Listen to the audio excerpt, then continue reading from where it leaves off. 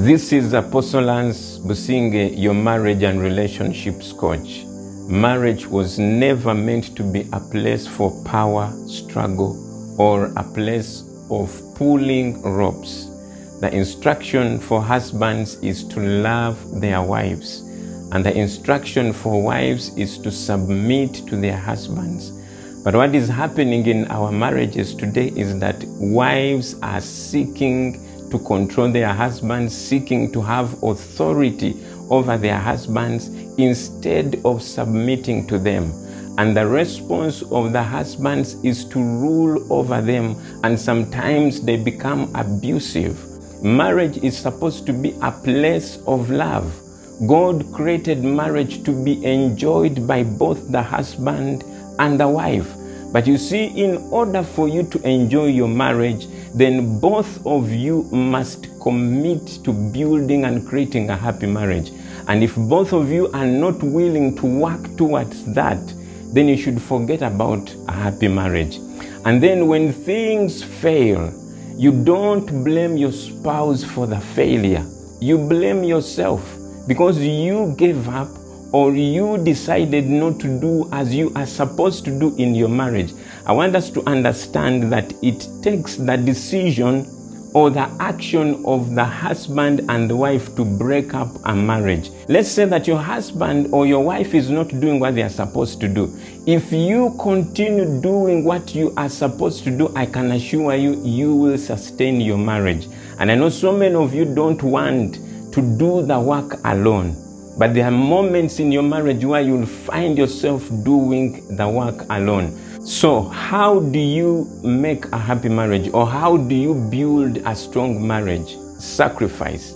It takes sacrifice for you to build a happy marriage. Sometimes you will be required to sacrifice certain friendships, certain hobbies, certain interests. You will be required to deal with your attitude in order for you to have a happy marriage. And if you're not willing to make such sacrifices for the sake of your marriage, then forget about having a happy marriage. The Bible says in Luke chapter 6 and verses 31, that as you would that men do to you, do you also to them likewise. This is one of those very powerful keys when it comes to building a successful marriage. Treat your spouse the same way that you would want them to treat you. Talk to them the same way that you want them to talk to you. Receive them the same way that you want them to receive you. If you are a person who is consistently dealing with your spouse the same way that they have dealt with you, when they talk to you bad, you talk bad to them likewise. Forget about having a happy marriage. And this also requires sacrifice. Do you know what it means for you to continue treating your spouse well, regardless of how they treat you?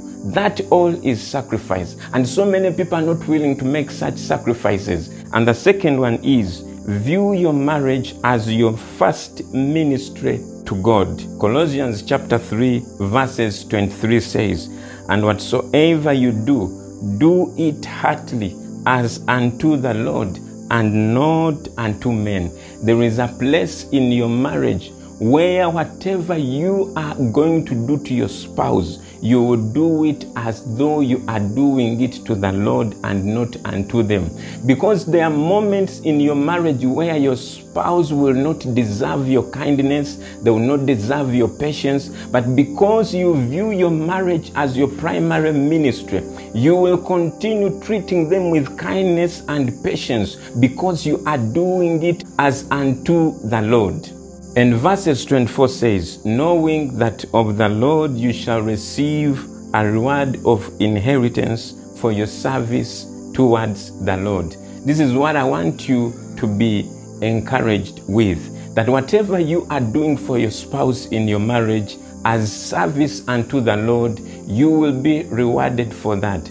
I want to assure you that the Lord will not allow your marriage to fail as long as you choose to serve Him with your marriage. But if everything that you do is only meant to please you and you never seek to please the Lord, then you will miss out on that reward. So Treat your spouse the same way that you want them to treat you, and also treat your spouse well as your service towards the Lord. Stay blessed.